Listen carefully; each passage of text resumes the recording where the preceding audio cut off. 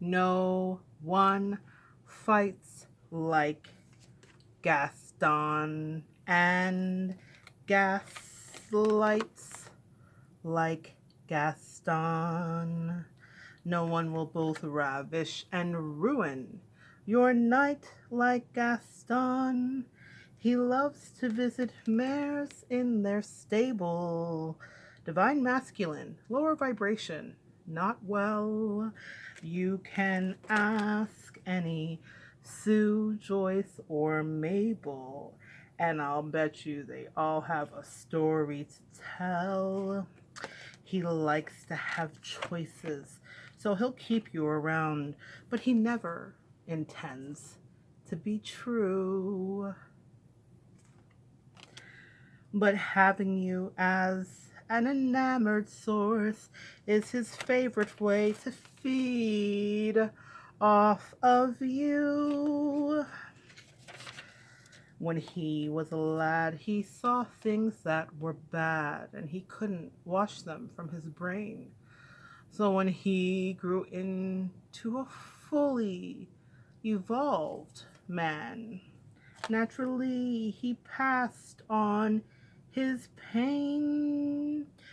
Who gossips like Gaston and talks ish like Gaston?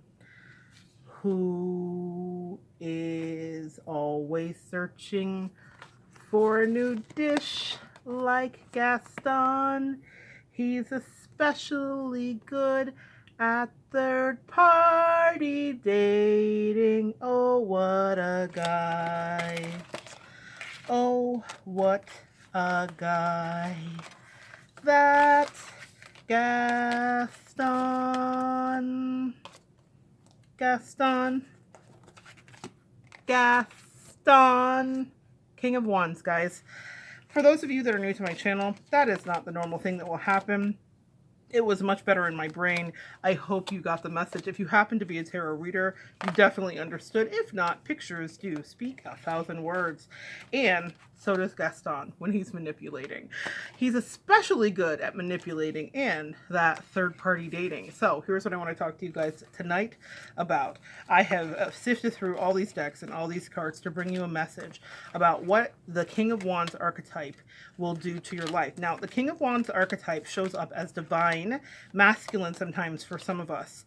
Some people call it a false masculine. Some people say it's a not evolved masculine. This person wants to have fun. I see this and I look in the background and I see fire and I think of Billy Joel. We didn't start the fire. It was always burning. Divine masculine in the form of Gaston. This is the unevolved, lower vibration form of him. He comes in here and he is not always ready to do the work that needs to be done in order for your relationship to thrive, divine feminine. So he comes in and it's like this. It's Two of Cups. It's yummy. It's juicy. You think this is going somewhere. I have met my forever person. We are enmeshed in intertwining energies and carrying forward. And then something happens. Now, I want to talk about first why Divine Masculine is attracted to you in the first place. Can we talk about your abundance? Can we talk about your assessment and investment into your life? Can we talk about the fact that he sees you as wish fulfillment? But there's a duality in this Nine of Cups. There's a selfishness, and that's right under the surface of your Gaston. That's something you need to pay attention to, ladies, because, and gentlemen, my Divine Masculine shows up in a woman's body. So be very careful to understand that this is not gender specific, my loves. Let's take a look. So he shows up in your life, and then you notice that there are some things that he might be dealing with, or there are some demons that he's dealing with. We have Page of Cups here, this person. Now, this is a triangulated situation, but beneath that and above it, there's addiction and the moon in the background. What else will he have you evolve in? Illusions, right? What is he telling you that isn't true? That's something to pay attention to. What is he telling you that isn't true? And what is his purpose in telling you the things that aren't true? To dominate, to be the tyrannical and I was going to say an engineer and enemy at the same time. An enemy, an engineer and an enemy. What is he engineering? Chaos. That's what he's engineering. What is he the enemy of? Your divine feminine soul. And I mean that. No exaggeration. consideration at all. That is truly. And so what starts to happen when too many lies happen with divine masculine, divine feminine? Do we start to get defensive? Do we start to protect ourselves because we think, wait a minute, there's something happening here? What it is not exactly clear. And so we start to go back and forth, and we go through periods of waiting. And the whole time we're looking at divine masculine, and we could swear, baby, we are dating. But there's something else going on, something in the background, and your intuition, it does know it. And if you keep seeking, then you'll feel that scorpionic energy as the universe tries to show it. Now, I say this because death in this deck and all decks, it shows up as the card of Scorpio, okay? And so Scorpio deals with death and transformation, evolution through power, sex, transmutation of energy, endings, and new beginnings. Scorpio is not bad. It's a powerful energy if it is an evolved energy. But with divine masculine in his lower vibration, is it evolved energy? It's bondage. So pay attention to that, ladies. I hear a lot of us on the channel, on these channels, talking about waiting for a divine masculine to manifest back into our life. Do you really want that person back? Or are you in a bondage as to what was going on in the relationship? Are you connected to the addiction? Because, you know, divine masculine, if he's wanting you, there's nothing quite as carnal as that feeling. It's a crackling electricity that you cannot understand, and it can have you blind. Not able to see. And it's a purposeful deception. This is Two of Swords. So that's part self-imprisonment to your own deception, not wanting to see. And that's part of the web that he spun here. But again, that High Priestess energy, divine feminine, comes through and your intuition says, well, wait. And so what will you do? You will retreat into that hermit, that Virgo energy. And you'll fall back and you'll say, I don't know. Something's happening here. And then you'll find yourself in limbo. And you'll wonder why. How did I get here? How, after pouring nothing but love into a situation, did I get here? Divine masculine's wandering, scattered attentions, his fragmented energy will have you start to look at yourself in a way that is not true, in a way that is not you. You're looking in the mirror, but you cannot see the you used to be, and you wonder where you went. You wonder how this thing that felt heaven sent, I mean, come on, elementary poetry, how this thing that felt heaven sent could go left. You wonder how you could be so bereft. Bereft is what you are, divine feminine, if you're watching, and divine masculine. We both are yummy lovers when we're balanced and in a higher vibration. But these sleepless nights, this Nine of Swords, this energy that has you feeling cold and locked off, not wondering, in a state of confusion because you've been shot through the heart and it's too late. This card is a perfect depiction of the song by Yeba called My Mind. I'm going to be making a video about the anatomy of betrayal. She cut herself open and she bled out. And I said as much in the comments for that song, and I honor her offering because it helped me to translate an emotion I didn't know. And it's this emotion, that wailing of a heartbreak.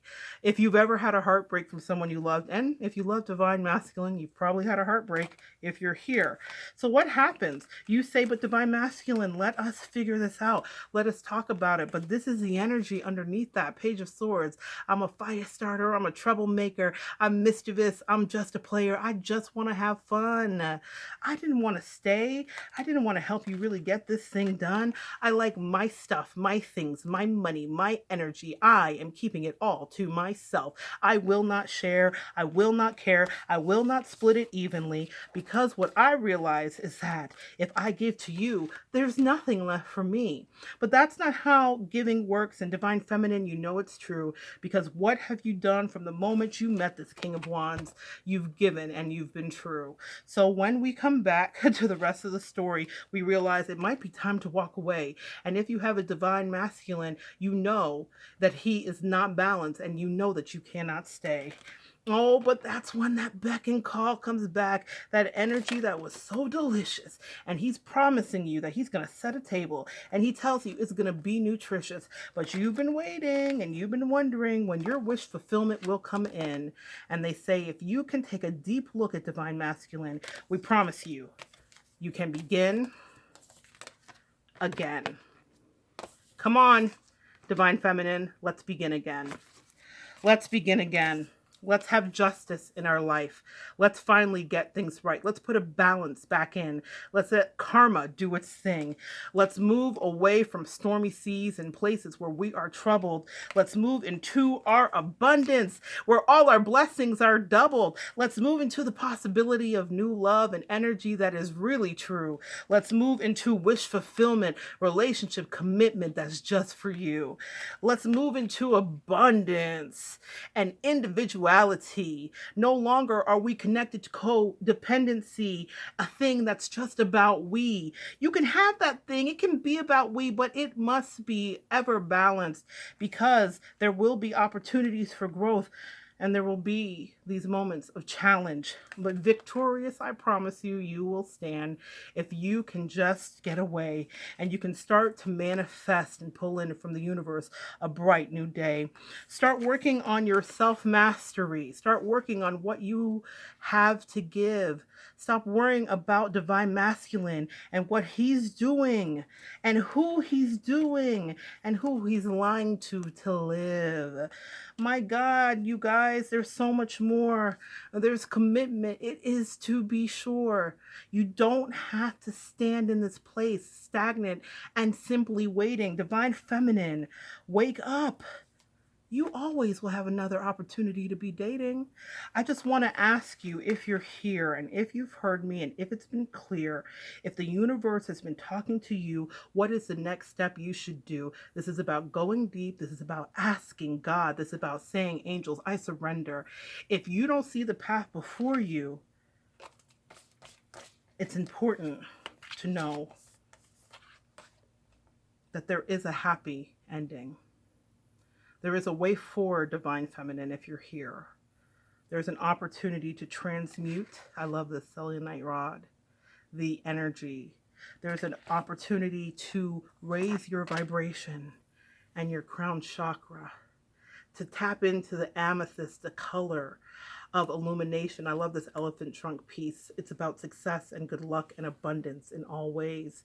There's a way for you to connect to this thing, to ask God to bring down the information you need so that you can transmute the energy. If you have decided that maybe I don't want to just wait and be idle, waiting for this person to come back into my life, maybe I want to take the bull by the horns. I want to take this problem by the reins, and I want to transmute my energy and become ultimate divine feminine. If that thing is for you, my loves, to you he will return. He'll return better. He'll return calmer. He'll return more enlightened.